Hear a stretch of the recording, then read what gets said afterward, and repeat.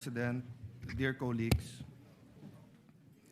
the book of James talks about faith, and the book of James basically tells us that faith without action is dead.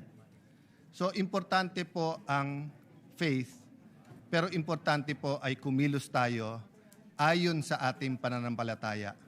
Everyone has faith. Some people have faith in money, some people have faith in relationships, some people have faith in power.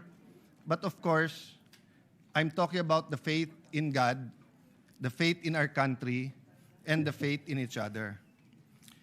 So, Madam President, this leadership change is an opportunity for the Senate to take the lead in areas where the ordinary Filipino feel neglected.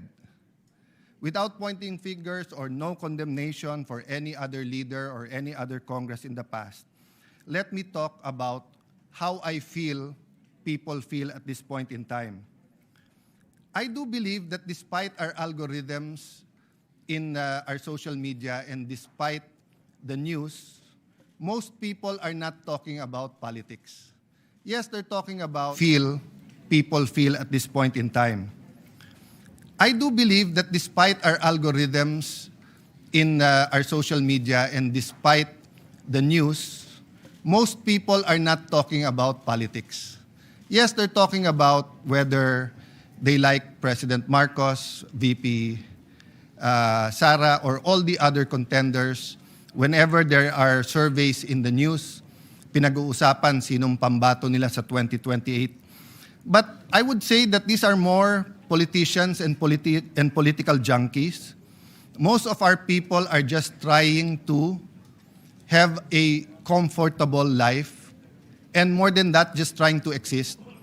Yung personal safety lang, makapag-aral yung anak, madala sa ospital, or may gamot man lang kung may sakit, how to make ends meet, paano siguraduhin na kung part-time yung trabaho, magkasya. Pag hindi part-time yung trabaho, siguraduhin na hindi magsara yung kumpanya o yung maliit na negosyo. People are thinking about the future of the country, but the reality is we act as individuals and as families and as communities before we act as a nation. Madaming umaasa sa leadership change na to sa pagdating ng direksyon ng ating bansa. So we can keep talking about Senator Bato. And 100%, I will always owe him for risking his liberty, and after siya habuling kahapon, risking his safety and his life, risking his quality time with his family, risking the many, many things that he can do for being here today. No one can say where he'll be going in the next few days, the next few weeks. I really hope we all realize that the Constitution is the highest law of the land. Me, I follow the Bible, then the Constitution. So walang anumang bansa ang inuuna ang international court sa kanilang sariling konstitusyon. Kahit anong treaty po, sabi po sa Pangilinan versus Cayetano Supreme Court case na kapag kayong treaty o nilalaman nito o implementation nito, I'm paraphrasing, is unconstitutional, ang masusunod yung Constitution, hindi po yung batas. So putting that aside, like everyone else, I am tempted to talk about politics or to talk about Senator Bato. When we talk about corruption, partly it is about politics because the mishandling of the flood control scam, and when I say mishandling, I'm talking in general, whether you talk about the ICC, whether you talk about the whole of government, whether you talk about the DPWH, whether you talk about the Blue Ribbon Committee, even myself, even my participation in any of this investigation or non-participation, nilalahat ko na. We all mishandled it for many reasons. We didn't start with the truth. We didn't start with sino ang most guilty, ano ba talaga ang ghost, ano po ang hindi, etc. But the point is, Mr. President, Madam President, napakalaki ng issue na to in terms of amount and in terms of time and saan na ilagay. To give you a perspective, 50 billion lang ang budget ng DPWH in the last year of President GMA. But I think last year, 2025, kung na-release lahat, I think 2024, lumampas ng 1 trillion sa pesos sa DPWH alone. Pero hindi totoo na lahat ng flood control ay ghost. At hindi totoo na binulsa ang buong 1 trillion pesos or binulsa ang buong 350 billion. Pero yun ang tumatak. And the problem is, any Tom, Dick, and Harry na barangay captain, konsihal, mayor, congressman, even senators, administration, opposition, pag merong kang isang contractor dun sa lugar na yon, nakasama sa listahan, ang target hindi the truth Ang target, dumihan yung kalaban. So, I remember from the start of my career, yung nagsasabi sa akin, pag naglabang kayo sa putikan, lahat kayo mapuputikan. No, you cannot get in the mud to fight someone and then siguro si Bato mukha ni Mr. Clean. But for the rest of us, when we're in the mud, di ba?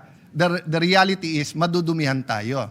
And the problem there, the context that I want to say is that during a crisis, we have a global crisis, energy crisis, crisis of inflation, crisis of faith in government, crisis in international law with what the US, Iran and its allies, US and Israel are doing. The rule of law is being debated all around the world. Even Europe, the oldest allies of the US, many of the principles is being thrown out of the window every day.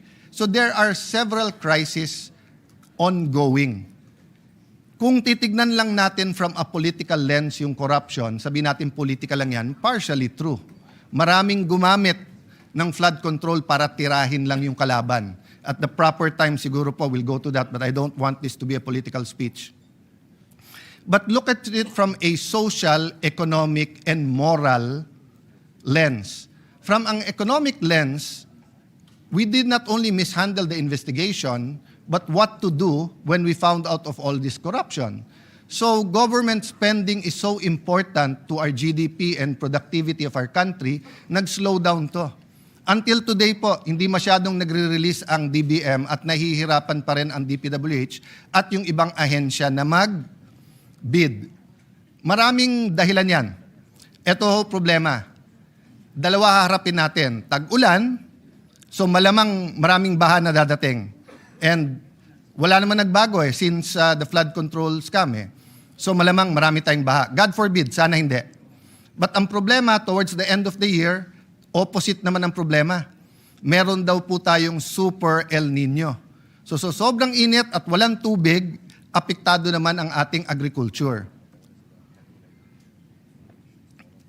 I hope all the predictions about the calamity and the state of our economy will be wrong. I hope it will be very, very much rosy. But if you look at the GDP projections, for example, since the last quarter last year, 50% off So pag sinabing 5%, 2.5%. Pag sinabing 6%, 3% lang. Ang layo. And the GDP might look like, a highfalutin economic term, and I'd rather use presyo, trabaho, kita. Masyado ba mataas ang presyo na hindi natin mabili yung dapat natin bilhin? Maliit ba masyado ang kita na hindi pa rin natin pwedeng bilhin yung gusto natin bilhin kahit mababa ang presyo? And trabaho. May trabaho ba ang tao? And not only trabaho na kumikita ang tao, but trabaho ba na may dignidad?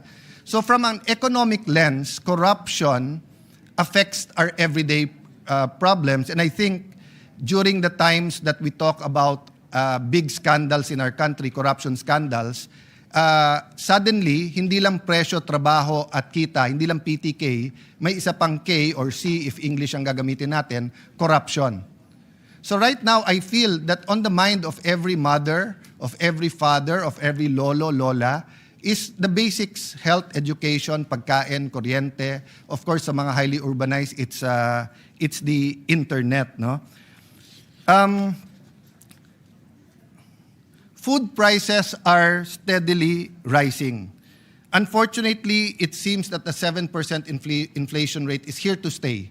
Hindi mawawala yon. So just put it simply, kung kumikita ka ng 100 pesos in the year, 93 pesos lang ang halaga ng pera mo kasi 7% yung inflation. I mean, you can argue with me about the math, pero simplihan lang natin, di ba? If you have 1,000 pesos, 930 na lang yan. If you have 10,000 pesos, 9,300. So hindi masyado tumataas ang minimum wage at ang sahod sa ating bansa. Pero yung presyo ng bilihin, at least 7%. Yun ang problema natin sa food prices. Bakit po? Hindi naman po lahat sa inflation rate ay food prices, although most of it is food prices. So food is rising even higher than 7%. We are an archipelago where we lack fish. Hindi tayo makapagpangisda. I mean, I know Senator Pangilinan spoke much about this and many other senators in the past, but that's a reality now. Hindi natin makalimutan yung mga ka-age ko na ang isang kampanya po ni Madam President Cory Aquino noon is magkano ang presyo ng galunggong at that time in 1986. And short time after that, or sometime after that, nag-i-import na tayo ng galunggong. Ngayon po, luxury na po ang galunggong. In fact, nung araw sabi sa amin, may asin ka lang, o I remember yung kwento ng aming dating Vice Mayor, may kapitbahay siya na may mga shell ng kuhol. So gagataan nila yon at libre pa naman ang kangkong nung araw. Pagkatapos nila gataan at kainin yon, ibibilad nila yung shell. Bakit po? Kasi pag hiniram nung kapitbahay yung shell, gagataan ulit dahil ang kailangan mo lang ay yung gata at saka yung kangkong, tapos yun ang ulam sa kain. But we know in the last 10 years, pati kanin naging luxury na. Kaya nga may makikita kang pamilya ng 4, 5, 6, 7, isang noodles na hati-hati na. Of course, we did not ignore that. We have passed many laws making sure that we fortify even the noodles. We have kahapon, Senator Tulfo, yung AIX law. We have many interventions, no?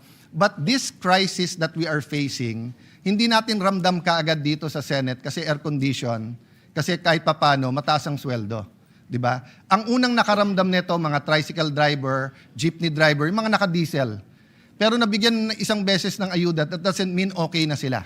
Kasi pababa ng pababa yung kanilang kita. More than 70 days after February 28, the economic slowdown is now affecting our investment level.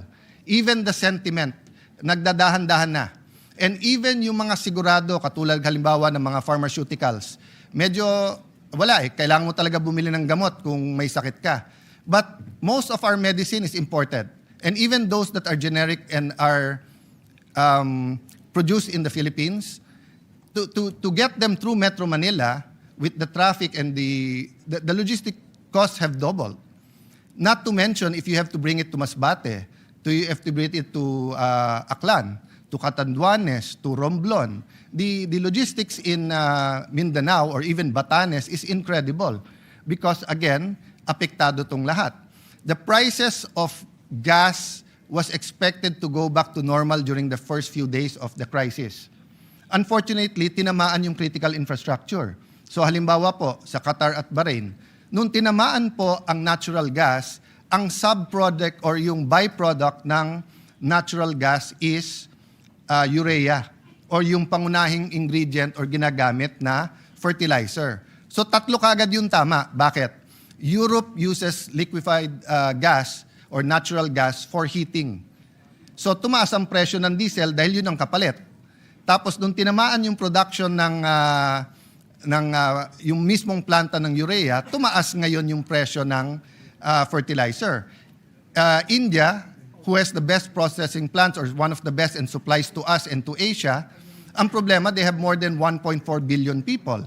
And they also use heating gas, they also use diesel, they also use urea, and they are the first to say, we will not export rice, we will not export fertilizer unless our needs are there. So I thank the Vietnamese government for continuing to help us by the supply of rice.